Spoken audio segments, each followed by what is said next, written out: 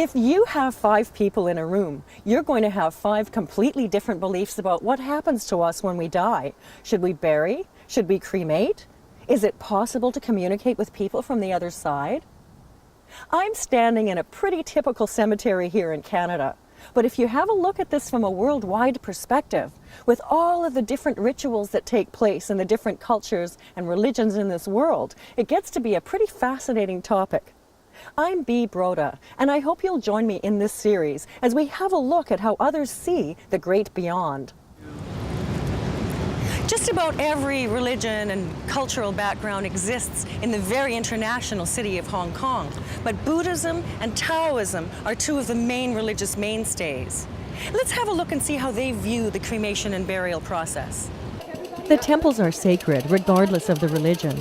Taoist temples come equipped with fortune sticks that you shake until one pops out. There's an endless stream of people commemorating loved ones that have passed, and in another area, you can have your fortune stick interpreted by a seer. This is not just on special occasions, but is an integral part of the religious activities at these temples.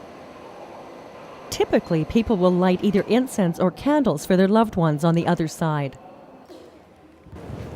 There are 40 temples where you can house the remains, but this is the main temple where you could hold a service if you wished.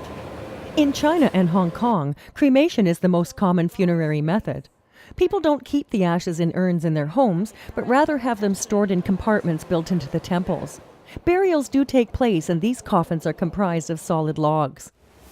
Here's a common Buddhist practice. One of the traditions that I've discovered is that there are faiths that believe that when a loved one dies, they release a turtle into the water, and that symbolically that releases the loved one's soul into the afterlife. There are also cemeteries for burials, and there's a belief that for a period of time in September, the gates of hell are open and spirits can roam back into this realm. As a result, people don't usually visit the cemeteries in this brief time, and my guide was brave to ignore this widely held belief. Okay, so in this one, that's for the people they bury in coven. So they bury in the whole coven, and 7 years after, so their relative, they will dig it up, the whole grave, and then just put all their bones into a big clay pot, okay, inside. And this area, that is where they bury their clay pot with all their bones forever. They stay here forever. After they die, 7 years after, they will really go another place, okay? And then that's why they will just dig it up.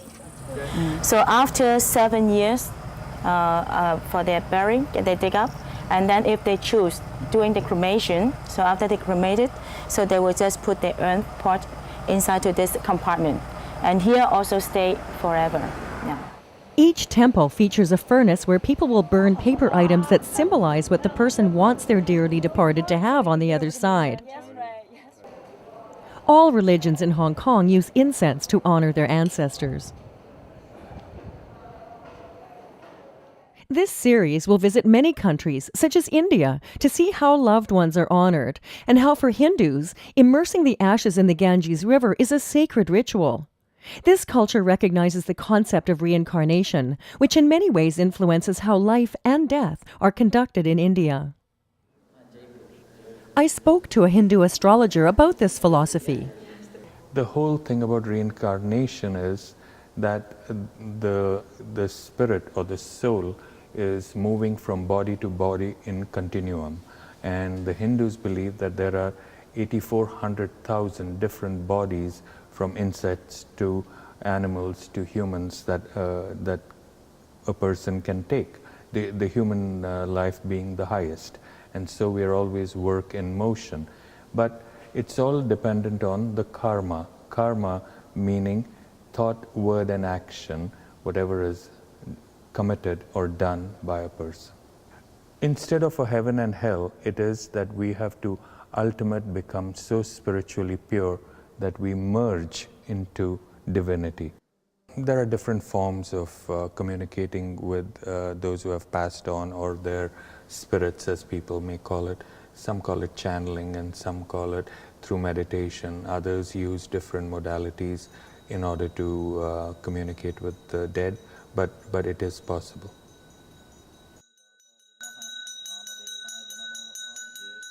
Egyptians have erected enormous monuments to commemorate the dead, and those that practice Islam will also be interviewed about their beliefs regarding the hereafter.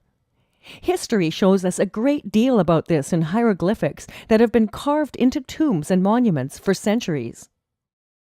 This program plans to film rituals and services and interview Jews, Christians, Hindus, Buddhists, Muslims, spiritualists, and atheists alike to put together a picture of how the world deals with the fact that none of us is getting out of this alive. It will also take a good look at how the various philosophies try to communicate with those that have passed, and how many feel that this sort of communication is the evidence we need to demonstrate that we do in fact live on in the great beyond.